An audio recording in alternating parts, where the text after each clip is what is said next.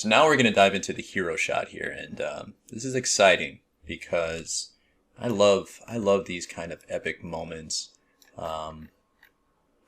Really like this design, this layout where you kind of go from dark to light, and there's this nice large statue right here. And I mentioned this before. There's these repetitive kind of lines, these shapes. You know, it feels like it's very picture in picture, and I love doing these low angles with this environment because it really just feels huge. Just feels really big. And in my mind, what I'm thinking is starting from an angle like this, and I really want to see that character just kind of all of a sudden invade your space, and it goes from very wide, very large like this, all of a sudden to almost in your face. And what I'm thinking is we pull in right here, and then almost like we're entering this room, and this character just, zoom, just drops down and lands really heavy, and maybe we can add a bit of a camera shake and really zoom in, tight in where this guy is about to fight you and is menacing, it's scary, and we can do some cool stuff with that to really emphasize that, changing the focal length.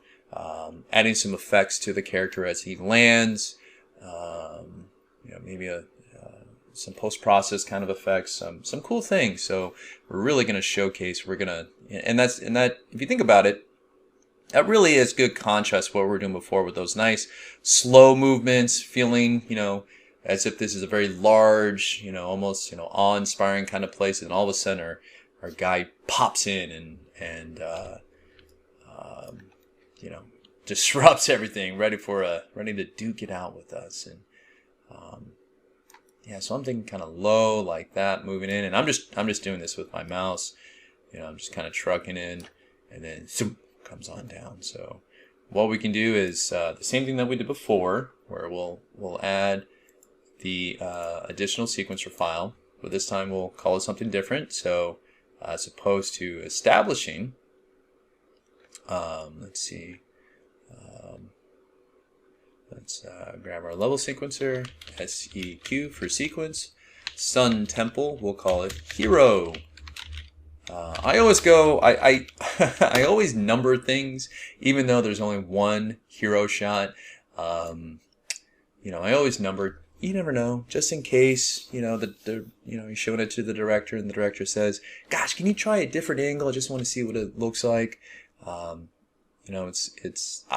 feel as if it's almost bad luck to name it just, oh, that's the hero shot, that's it. It's almost like naming your final your file final, cinematic final, because inevitably it's going to be final 01, 02, 03, final, this time I'm serious. So it just gives yourself kind of that opportunity to keep things organized, because then you start saying, gosh, well, which version of final is this? Is it final or final? We've all been there. So it just gives yourself, helping yourself out. Again, your future self is going to look back and say, hey, thank you, past self. I really do appreciate you looking out for me. All right, so we're just going to kind of lay in our camera movement, but we're not going to get too far into it. Let's turn our, here we go, and let's actually turn that to world. I turned that from local to world. Local is, the rotation of the camera is taking it into account. So if I were to move this, it's going to go up. If I were to have world, is moving along this plane, this one vertices right there, and that's what I want to get. That's the look I want to do. So we have that a little bit wide. That's cool. We'll mess around with the focal length in just a minute. All right, let's pull this out. Now this one is going to be longer than our other one, so I don't mind having a lot more of space to open up for rendering, which is totally fine. But let's give us like about 4 seconds of pulling in. That's cool. We're key that there. I feel we're not exactly centered, So let's change that. Let's go here and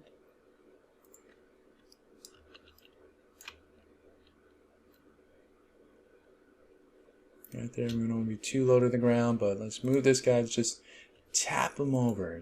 Oops. Let's change our here, and let's just tap him. Nope, I want to just bring him down. There we go. Keep it nice and center.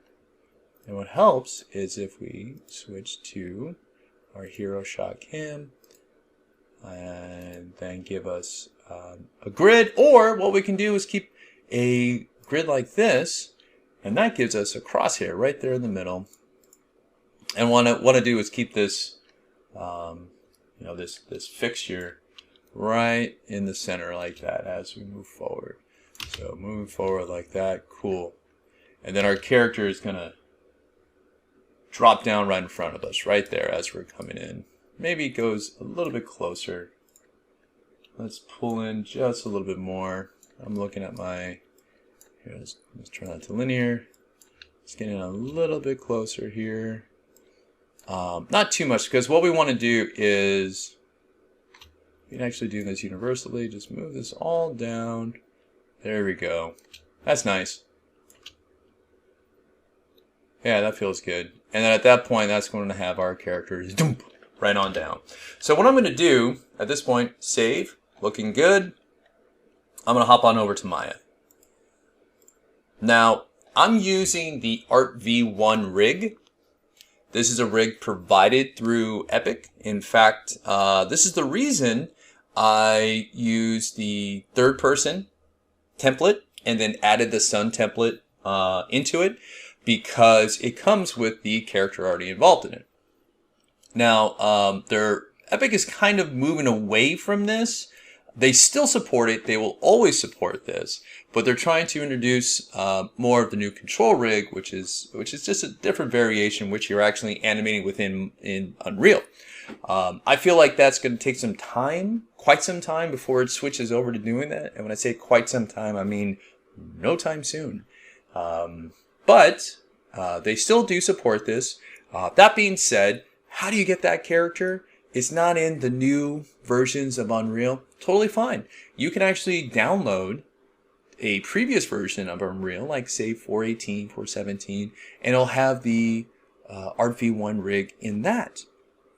And then you can just grab it, place it into your Maya scenes and such. I don't want to dive too much into actually implementing your Art V1 rig, because there's quite a bit of information, a lot of information and documentation how to do so that's available to you, and I'd rather focus more on utilizing that rig. So, but our character here is definitely available, and use him. Use him. I love using this character because it has such a great pipeline, to working with Unreal, and you don't have to worry so much about trying to get your character to work properly, and then, that's just additional headaches that you don't need. Okay, so what I'm going to do is I'm going to pose out that one hero pose of our character, and I'm thinking that we get, he drops down right in front of us. I'm going to go with the stereotypical 3-point landing. It's funny. It works. It's such a great, I know that people kind of joke about it. There's been jokes made on movies and such, like, oh, they're doing a 3-point land. And, yeah, it's funny, that you can make that kind of joke, but here's the thing. It totally works. It totally works. So we're going to use it. Okay. Here's something that is, pops up about this character is that I found, that sometimes, here we go, you're able to select, and you don't want to be able to select the geo of the character. So make sure that that is on frozen, so that you don't accidentally select geo when you're just trying to grab these controls and animating. So what I'm going to do is, add some of contrapposto right off the bat. Whenever I'm doing posing, contrapposto is one of the very first things that I start worrying about. I really think about the trunk of the character, everything hips all the way up to shoulders. I try to determine if that's working for me, and address that first.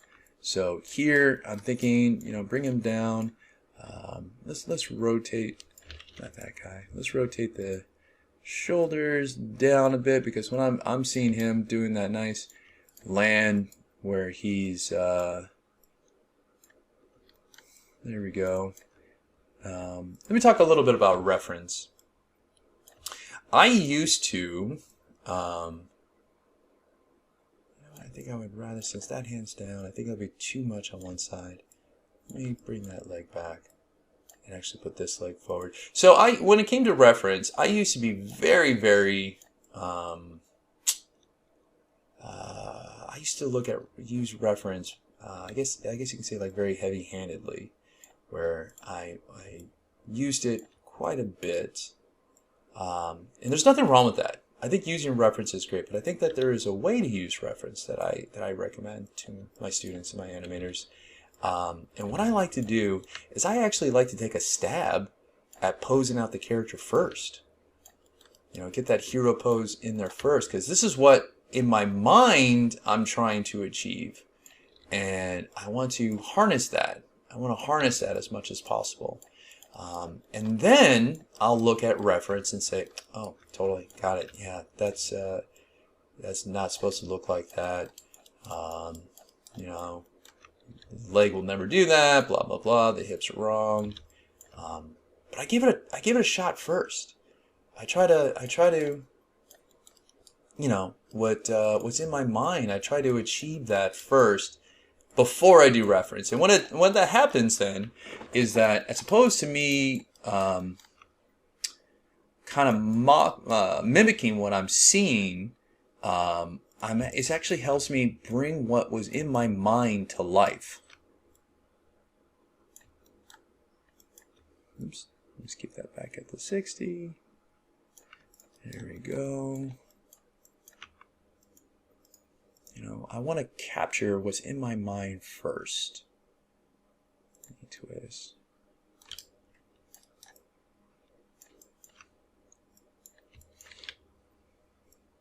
And again, when it comes to things like that, there is no wrong way. There's no wrong way how to do anything like that. It's just what works best for you. It just comes down to results oriented. There's actually only one right way of doing anything, whether it's art, any other creative endeavors, anything in life. If I want to get, if I want to start talking the meaning of life around here, there's only one way to do anything correctly, and that is the way that gets you the best results. That's it. What might work for one person is not going to work for you. And here's the thing. Here's the crazy thing about it. I hope that you're listening. Here's the crazy thing. That's totally fine. It's expected. I'm just moving this guy out here so I can start working on some posing of the hands here. As long as you get the results you need, then that's fine. If it's a good animation, if it's a good shot, no one's going to look in and go, hold on a second. Did he look at reference before he posed that? No one's going to say that. It's, it's results oriented. Quick note about hands, posing hands. When I was a young animator, I had the absolute wrong, speaking about doing wrong things, this was the wrong way of doing it. Absolute worst idea. And that was, I treated hand posing like it was a layer that I work on afterwards. I treated hand posing like, oh, that's a polishing note. I don't have to do that right now. I'll do that later when I get my pose. When I land my pose, I got to focus on the whole body more than that. Let me focus on that. And then hands, it's just kind of like something I add on later. Wow, was I wrong? Wow, was I wrong? It did not give me the results I wanted. Look at that, bringing it back. Did not give me the results I wanted. And what do I mean by that? I meant that the hand posing always felt weak. Always felt weak. And here's the thing: hand posing is so important to the entire body. So very important to it. You have to have it. You have to have it there in order for your entire pose to really work. I'm going to add a ground plane. So I want to make sure I'm making the contact here. Let me add it here. I'm just going to create one here, say floor. So I know what add selected objects. There we go. So now I can't select it. But now I know where my contact is. Always help yourself out. Help yourself. Make it easy. Make it easy.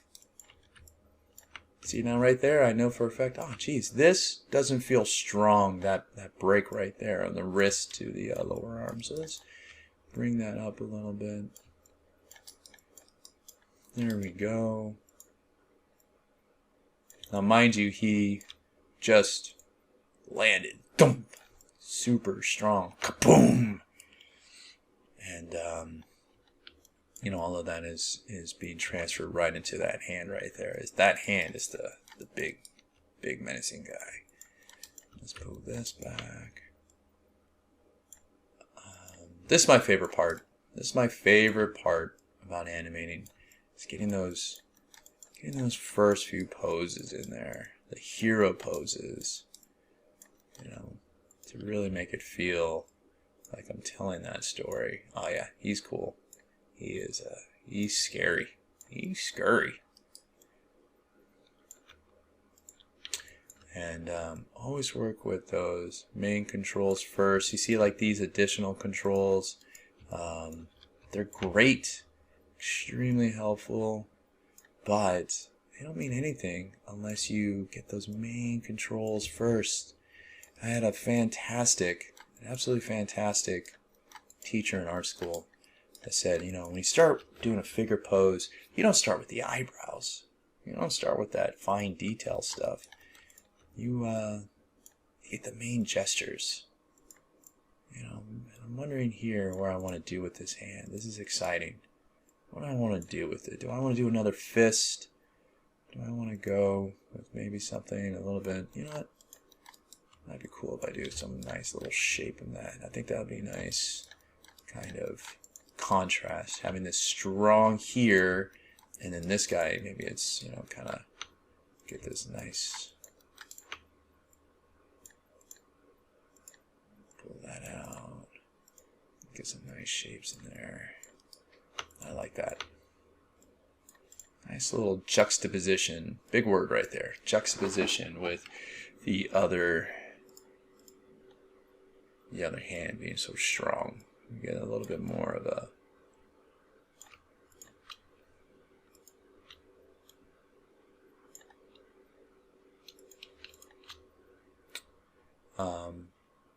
when you have a chance, I try to move things together, and of course, when I add the detail to it, now I'll pull these guys apart, but let me see, you can add a little bit. Oh, that just takes all of it there. Find things to make it easier for yourself.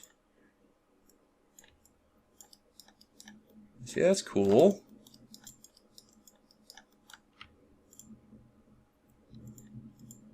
Now, I want you guys to notice that I am not going to too much detail right now. It's not like I'm going to really refine this animation. Add the details that I like and such, but I need to see how it looks like in the environment first. Oh, and here's some cool stuff here. I always make sure that, when it comes to the foot, make it feel strong. Look for these angles that have things like this where it's like this almost 90-degree angle. It doesn't feel as strong. And if that's what you're going for, just look out for those type of things. And I'm going to bend this ankle a little bit more like that, just so it feels like he really is weighted on that. That's cool. That's pretty cool. Yeah, there we go. All right, I'm going to save this animation. Now, when it comes to saving, let me talk a little bit about, and you guys might have been noticing that there's a commonality with this, but organize yourself. Make sure that everything is in a place that you can easily get to. You know, the entire your entire project, your Unreal Engine project, your animations, any type of additional assets that you end up using with that, you really should put it in the same spot, all in the same area, just so that you are you don't have to go hunting around for anything, you know. And you know, for instance, right here, just showing what I'm doing, I have this, you know, within the context folder. I like having the Maya files in one spot, and then also I like doing my exports in the other spot. So for Maya, let's go right there. We're going to name this. We're going to call it Nomen. Let's call it Cinematic Hero Character 01. Great. Because we're going to build on top of that. Yes, continue. Good to go. Yes, continue. Good to go. Okay, and now we're going to export our character. And now ArtV1, another really cool thing that it offers is an exporting functionality. We're going to export this guy. Export here. Let's see. So it automatically went to where this file is saved, but we're actually going to go one up because we have our exports. So we're going to go ahead and name it again. Again, kind of going back to what I said before, when it comes to like a sequencer file, I call it SEQ. For all animations, I always say ANIM, just so that it's when I want to search something in Unreal, and it's like, it's an animation, so naturally, ANIM. Let's take a look right there. And then it'll pop up all your animations. So ANIM, I believe what we were calling it before was ST for Sun Temple, Hero, Character. We don't have the full one right there. We can call it char, totally fine. Keep our naming conventions short. Hero char, let's say entrance. End for entrance 1. Okay. And you know what, this entire frame rate 150 is fine. We're going to be able to rework that, not a problem. Hit export, it's going to do its thing, exporting our character, and then we'll have an FBX that we can bring right into our Unreal file. Export complete. Cool, let's check it out. Alright, so now we're back over here in Unreal. Let's open up our content. Now, here in our cinematics, this folder, we have our sequencer files that we've been working with. Cool. You know what? Let's go ahead and add another folder in here called animations.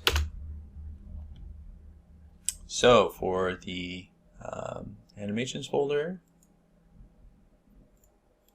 here we are. We're going to go ahead and bring in that FBX that we just exported. So let me bring it up here in this other window. Okay, and we're just going to grab this guy, drag him right on into here, and the first thing that's going to happen is going to say, hey, we notice you have an FBX, cool. We notice that there's a skeleton involved. Would you like to match it up with a skeleton in the project? And we say, yep, we sure do. That's going to be the mannequin skeleton. There's only one, because there's one in this project. You know, we can go on with a whole other tutorial when it comes to just, you know, very specific, you know, skeletons and skeletal sharing and animation trees and things like that, which is all very cool and very fun. But, you know, for this project, we only have one skeleton. Cool, no problem. Select that guy, import, and here we go. If you select on it, it shows the sequence, it shows the animation. Right now, it's just one pose. Cool. That's all we want. So what we're going to do is, that's the animation. We're not going to bring the animation into the project. That's not what we're going to do. What we're actually going to do is bring in the mannequin into the project. Our mannequin, our skeletal mesh, we're going to bring this guy into our project. Now what we're going to do is we're going to kind of put him off to the side so he's not in the way of our other renders. And let's move this guy, move to the cinematics folder that we have on top. Again, keeping everything nice and organized. So if I go back to opening up our sequence file, we're going to now bring that mannequin in. So add to sequencer mannequin. It shows me that because I have it selected over here. Add skeleton mannequin. There we are. Here he is. Very cool. I will animate him into position because when the sequencer file is not open, I don't want him to be there.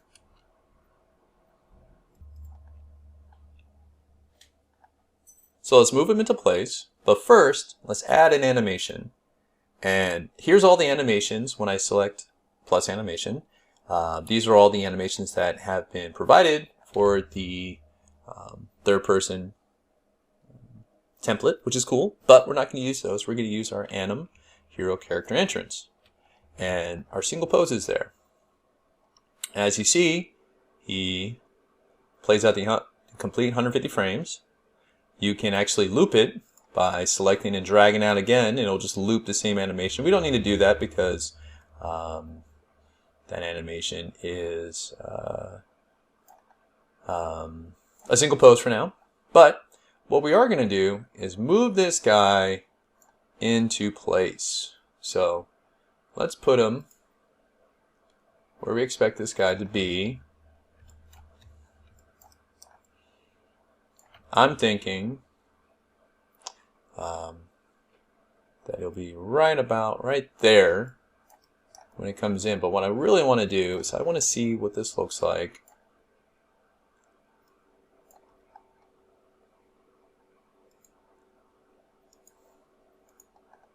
I want to see what this guy looks like with our viewport through this camera. Select hero shot. Cool. Very menacing. Let's turn off that. So as we come in, it's going to be right about there because that's right at the end.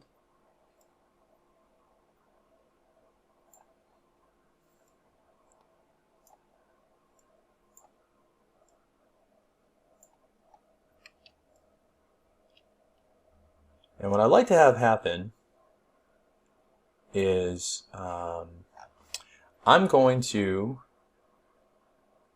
just kind of place this character, help me out a bit. I'm going to brace this character right here.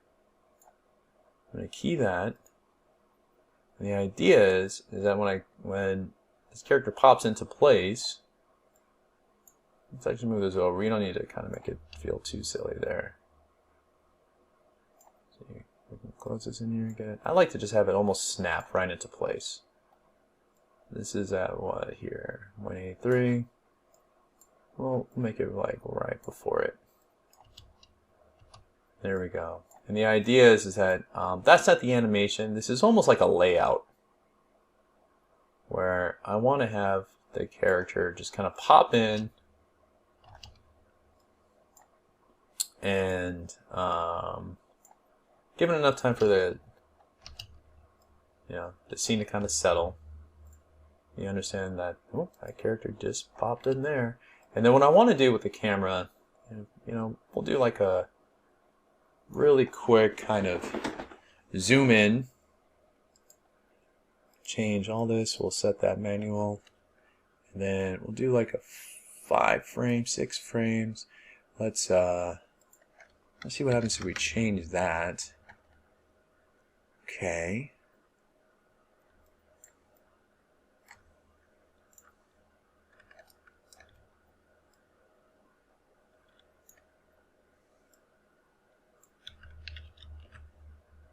Yeah, let's bring this down, bring that in. Maybe focus a little bit more on his face. Actually, I don't want to move it to the left or right because I'd rather move him to left or right. So I get really in close. Maybe I should do that. Here, hit that. Rotate down so that this guy really into his face. Cool. Change that transform. Maybe I even go this to 85. Oh yeah, that's better. That's more what I'm looking for. And of course, change this manual focus. So I'm looking at this guy. This guy is right up in my face. Cool. Oops. Let's bring that back.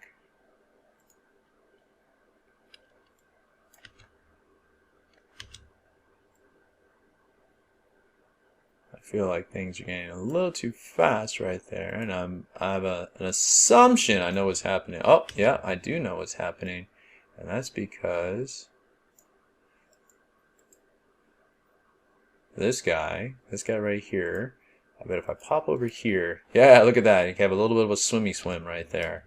So let's change that, let's fix that, make sure that that's linear, so I don't have this any kind of vertigo kind of feeling. And again, if that's what you like and that's what you want to animate, cool, but that's not what I'm going to do for this character, for this shot. I'm going to have a nice slow pan in, keep it nice and linear, and then oops, once the character lands in front of us and oh no, here he is, he's here to cause trouble. Nice and slow. When he lands, thump, poof, there it is. Maybe this guy can just be moved over just a bit.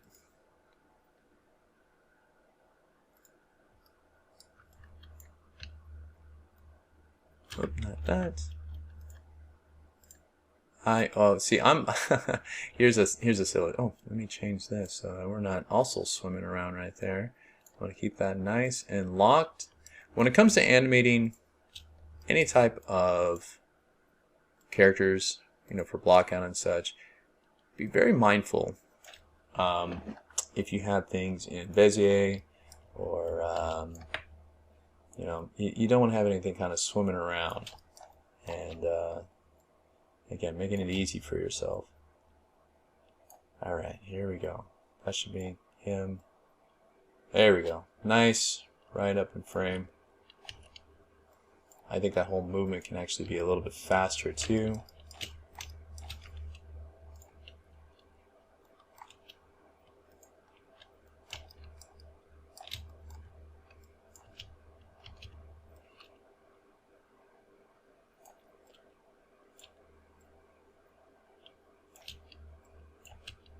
There we go. Cool. Thump. There we go. That's cool right there. Alright, so we block that character out. At least the motion of the character. I think we can kind of tweak some of this just a little bit more, make him even more. There we are. More in focus right there. I like that. Yeah, this guy is here for trouble. So we have this essentially blocked out. We're in a good spot right now. Let's go ahead and save that. Yeah, that's very cool. Okay, so our character is blocked out with our posing. We have it, the shot essentially blocked out within sequencer. So now, what I would like to do is get into animating, fleshing out this character a bit more. So what we're going to do is go ahead and call the chapter right here. And in the next chapter, we're going to dive back over to Maya, in which we're going to pose out our character more, refine a bit of the animation, export that animation, replace the animation that's already here, adjust the timing so that he drops right when we need him to drop, and we get that nice effect with the camera. And that's exciting. So let's get to it. I'll see you guys over there in Maya.